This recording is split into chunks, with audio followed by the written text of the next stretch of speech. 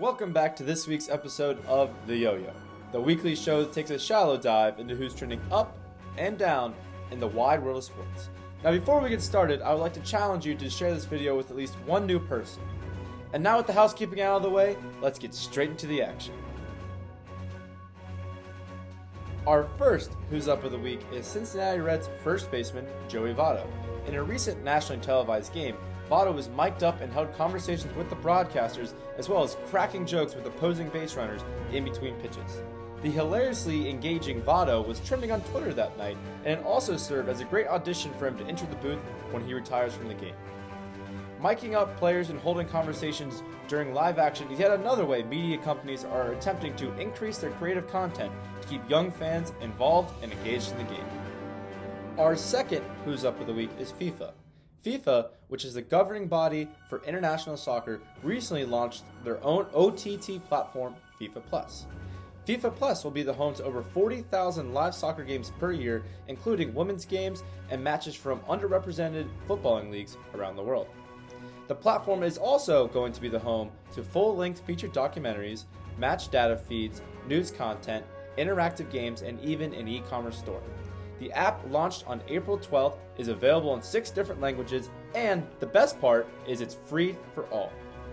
When FIFA is constantly being surrounded with talks of greed and corruption, it is truly refreshing to see an initiative that grows the game without the intrusion of the almighty dollar. And on the flip side of things, let's talk about our first Who's Down the Week, Apple Plus. Apple signed a streaming rights deal with the MLB this offseason, and their debut broadcast of Friday Night Baseball got off to a rocky start, to say the least. Fans flocked to social media to let out their frustrations with widespread connectivity issues and to complain about the lackluster commentary from the booth. Going forward, expect to see Apple Plus retool their booth as well as inject new creative content into the broadcast as they continue with their maiden voyage in the sports media industry. Our final Who's Down the Week is Washington Commanders owner Dan Snyder, the wildly unpopular Snyder who has been publicly criticized by fans, team employees, media pundits, and Congress members alike might have finally pushed his luck a little too far. A new investigation has alleged that Snyder has kept 2 financial books that has essentially withheld $5 million worth of refundable deposits to season ticket holders, as well as hiding ticket sale revenue that is shareable between the other 31 NFL owners.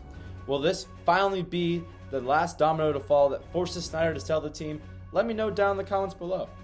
And that's going to wrap things up on this week's episode of The Yo-Yo. Remember to leave a like if you enjoyed this week's episode. As always, I'm your host Andrew Gormley, and I'll catch you next time.